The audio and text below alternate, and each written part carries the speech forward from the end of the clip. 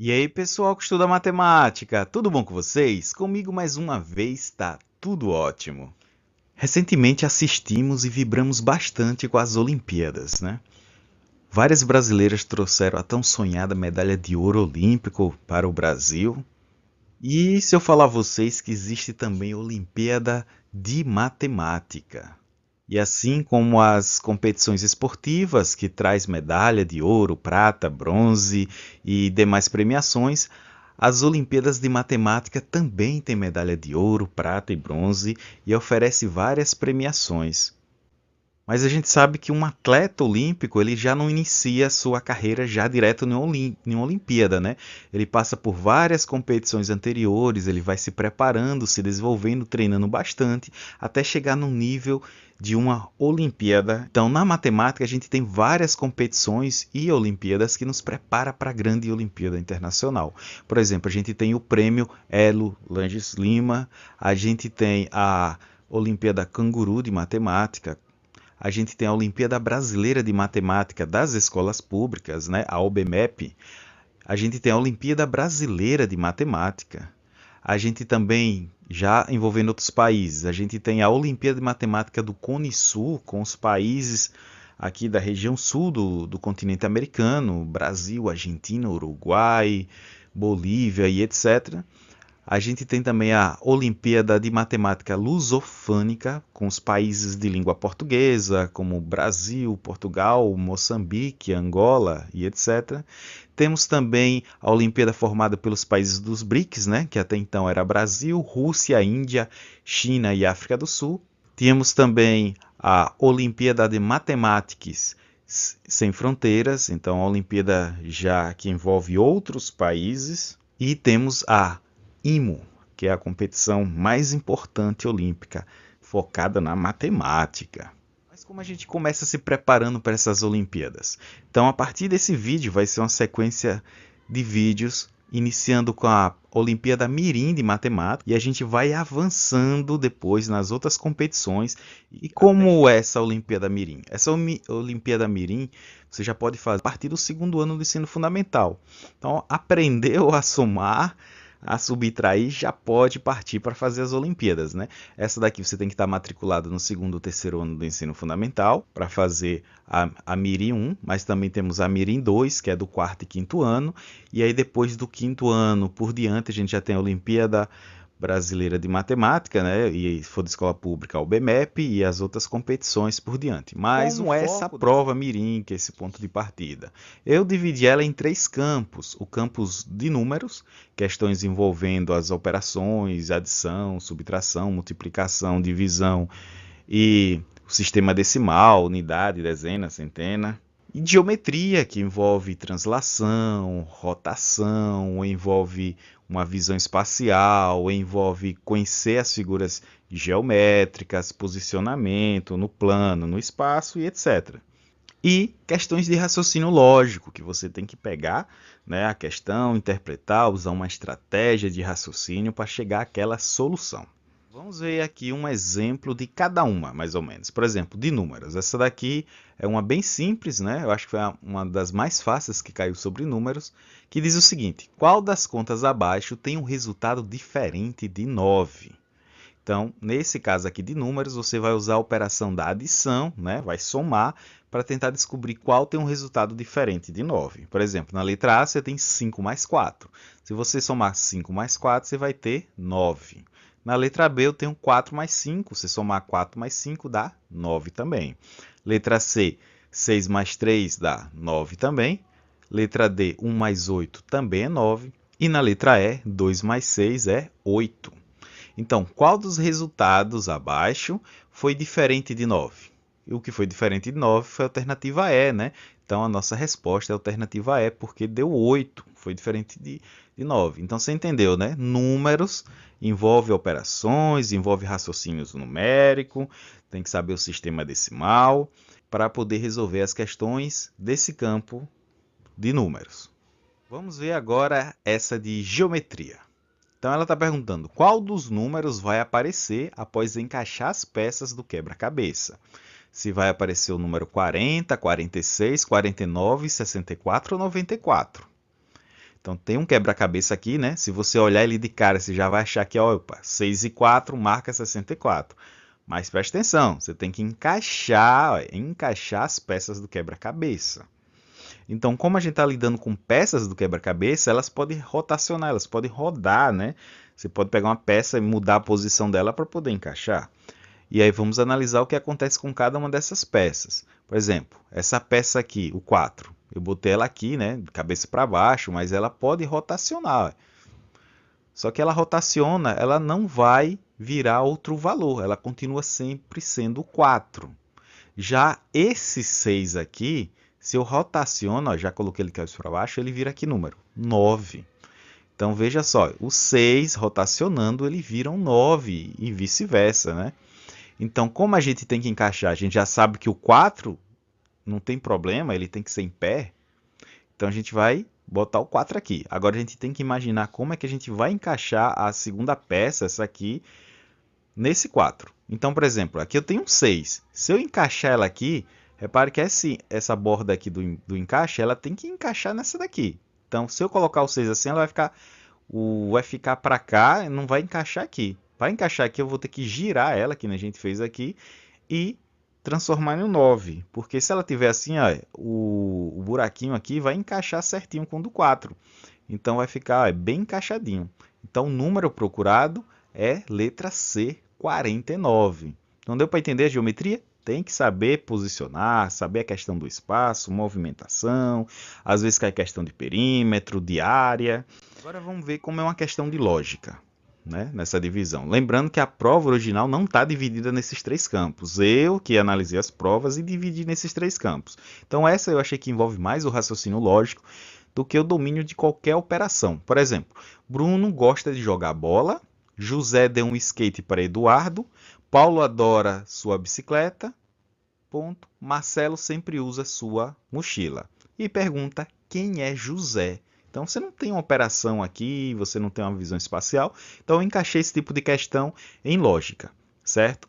Então a gente tem que analisar o que diz a questão, né? Por exemplo, Bruno gosta de jogar bola e ele quer saber quem é José. Então vamos identificar quem é quem, né? Para ver que se a gente descobre quem é José. Então, quem gosta de jogar bola? Você vai aqui nas alternativas e vê quem está com a bola. Esse carinha aqui. Então, se o Bruno gosta de jogar bola, então vou marcar que ele é o Bruno, porque ele é o único que está com a bola. E aqui fala, José deu o skate para Eduardo. A gente quer descobrir quem é José. Se José tivesse com o skate, a gente já marcava que o é José, que ele está com o skate. Mas não, ele deu para Eduardo. Então, quem está com o skate é Eduardo. Aí, ou seja, se a alternativa é esse menino com o skate, ele é o Eduardo, que foi ele que recebeu o skate, certo? Vamos lá. Paulo adora bicicleta. Quem está com bicicleta? Alternativa B. Então, a alternativa B é Paulo. Marcelo sempre usa mochila. Quem está com a mochila? A. Então, ele é Marcelo. Como ele quer saber quem é José, e a gente sabe que esse é Marcelo, que o B é Paulo, Bruno e que o E é Eduardo, sobrou quem para ser o José? Alternativa D. Então, o José vai ser a nossa resposta, né? Alternativa D, entendeu? Então, por isso que eu encaixei esse tipo de questão em lógica, que você vai ter que interpretar, procurar estratégias de resolver a questão. Nessa daqui a gente usou a estratégia de ir identificando quem é quem, foi achando um, foi achando o outro, e sobrou o José lá. Então, o José é o menino da pipa, ok? Pronto, agora que a gente já viu mais ou menos como é esses 3 campos que eu separei, chegou a hora interessante, a hora de fazer os exercícios, né? Colocar a mão na massa.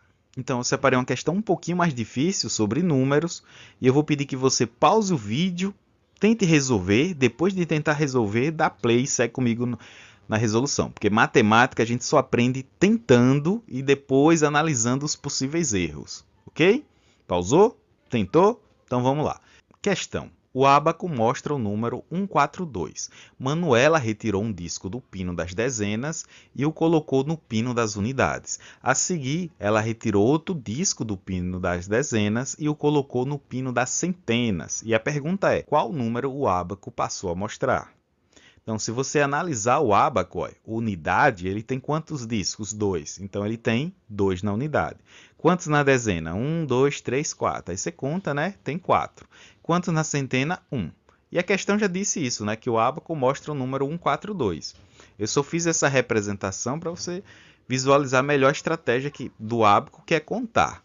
Então, como o ábaco diz o número 142, dá vontade já de marcar a alternativa B, né? 142. Mas não, veja que ela mexeu nesse ábaco. O que ela fez? Ela retirou um pino das dezenas, então eu vou riscar aqui um da dezena, e colocou na unidade, então vou colocar ele aqui na unidade.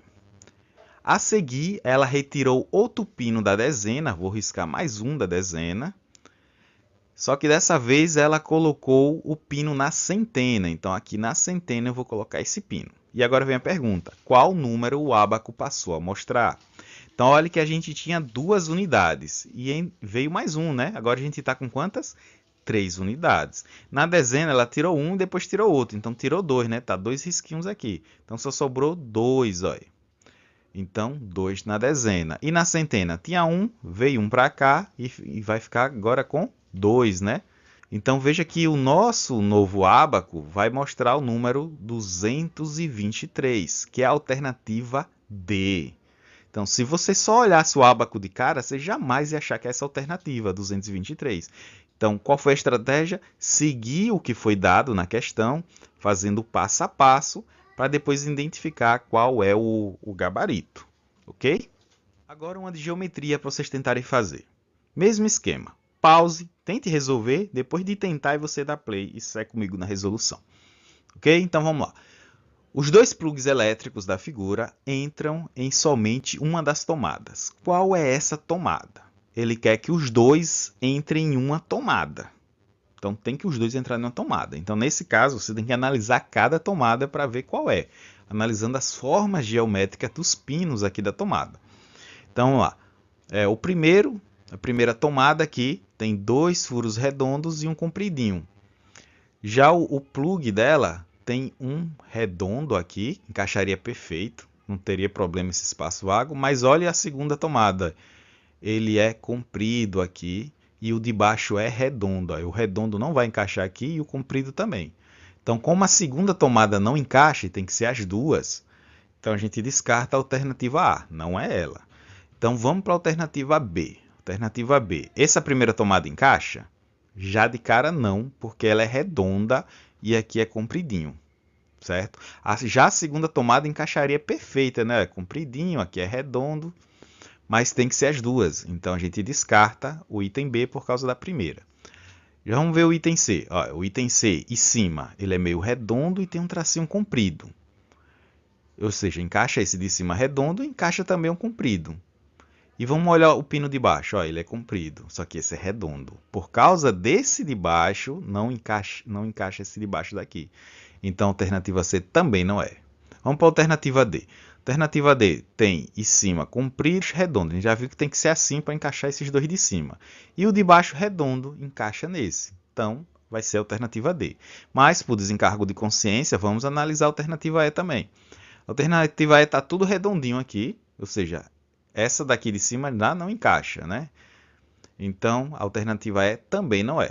Então, como a única alternativa que a gente viu que é a alternativa D, então ela é nosso gabarito, item D. Então, deu um pouco mais de trabalho essa, né? Você teve que analisar a figura, olhar o formato dela para ver quando encaixa e não. Então, essa é uma das características das questões de geometria, analisar as figuras. Agora, para finalizar o vídeo, vamos uma para de raciocínio lógico. Qual é o colar diferente dos demais? Pause aí, olhe direitinho os colares e veja qual é o diferente dos demais. Depois, play, segue comigo na resolução. Vamos lá. Então, a primeira coisa que a gente vê é tentar analisar a ordem que está aparecendo essas continhas aqui, ó, porque todos eles começam com uma ponta arredondada e uma ponta de encaixe, né?